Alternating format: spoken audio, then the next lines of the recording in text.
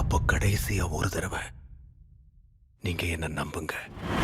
Mission Impossible, The Final Reckoning. Hi friends, வணக்கம், welcome back to surrender Tamil. So ஃபைனலாக Tom Cruise வர Mission Impossible final recording படம் release ஆச்சு. படத்தையும் பார்த்தாச்சு. இந்தியாவில் மட்டும் கொஞ்சம் சீக்கிரம் இந்த படத்தை ரிலீஸ் பண்ணியிருக்காங்க. வேர்ல்டு வைடாக அடுத்த வாரம் தான் இந்த படம் ரிலீஸ் ஆக போகுது. இன்னும் இந்த படம் பார்க்காம இருந்தீங்கன்னா மிஸ் பண்ணாமல் போய் தேட்டரில் பாருங்கள். தேட்டர் மெட்டீரியலுக்கான படம் இது. இப்போ இந்த படம் எப்படி இருந்துச்சு டைம் மிஸ் பண்ணாமல் வீடியோ ஆரம்பிச்சிடலாம். இந்த ஃபைனல் ரெக்கார்டிங் படம் பார்க்கறதுக்கு முன்னாடி நீங்கள் இதுக்கு முன்னாடி ரிலீஸ் ஆன மிஷன் இம்பாசிபிள் டெட் ரெக்கார்டிங் பார்ட் 1 அந்த படம் பார்த்துட்டிங்கன்னா உங்களுக்கு இந்த படத்தோட கதை இன்னுமே புரியும். இந்த ஃபைனல் ரெக்கார்டிங்கோட ப்ரிமிஸ் என்னென்னா, நம்ம யூஎஸ் பிரசிடென்ட் நம்ம ஈதர்நெட்டுக்கு ஒரு மிஷின் கொடுக்குறாரு. அந்த மிஷின் என்னென்னா, உலக நாடுகளில் இருக்க அணு ஆயுதத்தை கட்டுப்படுத்தக்கூடிய ஒரு ஏஐ இருக்குது. அந்த ஏஐ கடல் கழிவில் இருக்க ஒரு சப்மரீனில் இருக்குது. அது நீ எப்படியாச்சும் அழிக்கணும்னு சொல்லி யூஎஸ் பிரசிடென்ட் நம்ம ஈத்தர்நெட்டுக்கு ஒரு மிஷின் கொடுக்குறாரு. போன படத்தில் நம்ம ஈத்தர்நெட் ஒரு சாவியை பற்றின கண்டுபிடிச்சிருப்பாரு. அந்த ஏஐ அன்லாக் பண்ணுறதுக்காக தான் அந்த சாவி. அது மட்டும் இல்லாமல் ஒரு சோர்ஸ் கோட் அவருக்கு தேவைப்படுது அந்த ஏஐ பிரேக் பண்ணுறதுக்கு. இதுக்கப்புறம் ஈத்தர்நெட் அந்த ஏஐ அழிக்கிறதுக்காக என்னென்ன விஷயங்கள்லாம் பண்ணாருன்றத ஒரு ஆக்ஷன் கலந்த கதையோட இந்த படத்தை சொல்லியிருப்பாங்க. படம் பார்த்து முடிச்சதுக்கப்புறம் நம்ம மைண்டில் நிற்கக்கூடிய ஒரே ஆள் டாம் க்ரூஸ் தான். ஒன் மேன் ஷோவாக இந்த படத்தை தாங்கி பிடிச்சிருக்காரு. மனுஷனுக்கு 62 வயசுன்னு சொன்னால் நம்பவே முடியல. இந்த வயசுலேயே அவரோட பர்ஃபார்மன்ஸுமே சரி, ஸ்டன்ஸை முக்கியமாக அவ்வளோ எஃபர்ட் போட்டு பண்ணியிருக்காரு. இந்த படத்துக்கான ப்ரொமோஷன் ப்ளஸ் ஒர்க் பாயிண்ட் என்னவாக இருக்குன்னா, இந்த படத்தோட ஸ்டன் சீக்வன்சஸ் தான். அது இந்த படம் கண்டிப்பாக 100% சாட்டிஸ்ஃபை பண்ணிச்சு எனக்கு. டாம் க்ரூஸ் அவரோட 100% எஃபர்ட் போட்டு ஸ்டன் சீக்வன்ஸில் நடிச்சிருக்காரு. படம் முழுக்க நிறைய ஆக்ஷன் சீக்வன்சஸ் வரும். ஒவ்வொரு ஆக்ஷன் சீக்வன்ஸுமே ஒவ்வொரு விதமாக எடுத்திருப்பாங்க. ஸோ ரிப்பீட்டடான ஒரு ஆக்ஷன் சீக்வன்சஸ் இல்லாமல் அதில் புதுசாக பார்த்தீங்கன்னா ஏதாச்சும் கொண்டு வந்ததுக்காக டாம் க்ரூஸ் முயற்சி பண்ணி ஒவ்வொரு சீக்வன்ஸுமே பார்த்தீங்கன்னா மெனக்கெட்டு பண்ணியிருக்காங்க. முக்கியமாக அந்த பிளேனில் தொங்கிட்டு போகிற அந்த சீக்வன்சஸை விஷுவலாக பார்க்கும்போது நமக்கே பார்த்தீங்கன்னா அல்லுற மாதிரி இருக்குது. ஏன்னா அதை காமிச்ச விதமே அப்படி தான் இருக்குது. நம்ம அந்த ஸ்க்ரீனில் இருக்கிற மாதிரியும் நம்ம டாம் க்ரூஸ் கூட சேர்ந்து பறக்கிற மாதிரியான ஒரு ஃபீலிங் பார்த்தோன்னா நமக்கு கொடுக்குது. ஸோ அந்த ஸ்டன் சீக்வன்சஸுமே சரி, அது கூட சேர்ந்து சினிமாட்டோகிராஃபி அதை கேப்சர் பண்ண விதமும் சரி நல்லா இருந்துச்சு பார்க்கறதுக்கு. இதை தொடர்ந்து அந்த சப்மரீன் போர்ஷனு அது கொஞ்சம் ஒரு லென்த்தான ஒரு போர்ஷனாக இருக்கும். டாம் க்ரூஸ் தான் அந்த ஸ்டன்மே பண்ணியிருக்காரு தண்ணிக்குள்ளே போயிட்டு. அதுவுமே பார்க்க நல்லா இருந்துச்சு. கொஞ்சம் சீட் எஜ் கிட்ட கொண்டு வந்திருப்பாங்க. அந்த அளவுக்கு லென்த்தாகவும் இருக்கும், கொஞ்சம் விறுவிறுப்பாகவும் பண்ணியிருப்பாங்க அந்த ஒரு சீக்வன்ஸஸை. இப்போ நடக்கிற ப்ரொமோஷன்ஸில் நிறைய இடங்களில் சொல்லியிருப்பார், மிஷன் இம்பாசிபிள் ஆரம்பிச்சு 30 வருஷம் ஆச்சு, அதுலேருந்து கற்றுக்கிட்ட எல்லா வித்தையும் இந்த படத்தில் நாங்கள் இறக்கியிருக்குன்ற மாதிரி சொல்லியிருப்பார்.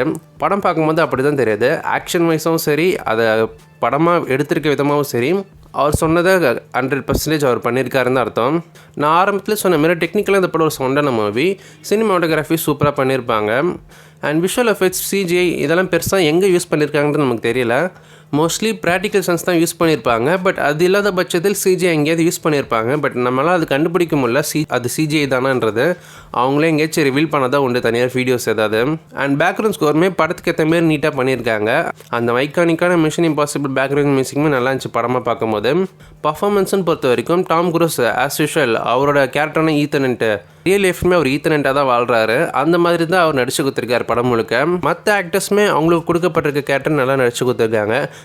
கிரேஸ் கேரக்டரில் நடித்த ஹேலி எட்வேல், அப்புறம் நம்ம லூத்தர் கேரக்டர் நடித்த விங் ரேம்ஸு, பெஞ்சி கேரக்டரில் நடித்த சைமன் பெக், இவங்க எல்லாருமே அவங்களுக்கு கொடுக்கப்பட்டிருக்க கேரக்டர் நல்லா நடிச்சு கொடுத்துருக்காங்க.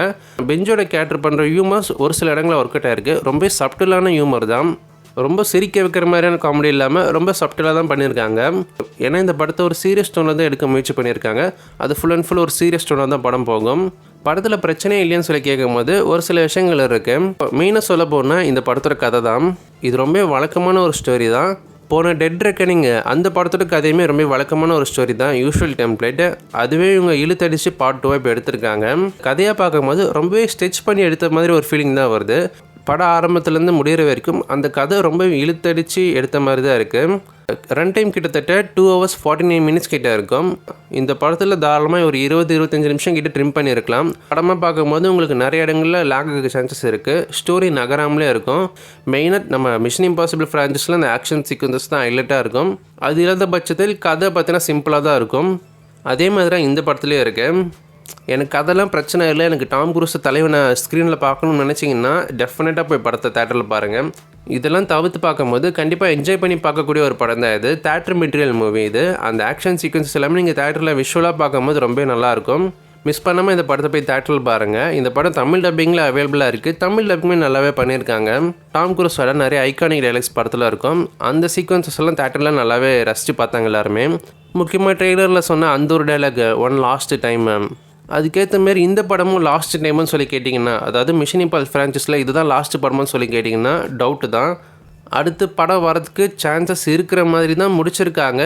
ஸோ ஓவராலாக பார்க்கும்போது டாம் குரூஸோட one of the best action packed movie இது. கண்டிப்பாக போய் தேட்டரில் செக் பண்ணி பாருங்கள். உங்களை எத்தனை பேர் இந்த மிஷன் இம்பாசிபிள் ஃபைனல் ரெக்கார்டிங் படம் பார்த்துருக்கீங்க? பார்த்தவங்களுக்கு இந்த படம் பிடிச்சிருக்கா இல்லையா? உங்களோட தாட்ஸ் அண்ட் வியூஸ் என்ன மாதிரி கமெண்ட்ல காமிச்சு லீவ் பண்ணுங்கள். இதே போல் இன்னொரு சந்திக்கிறேன். நான் உங்கள் நண்பன். Tata bye. See you.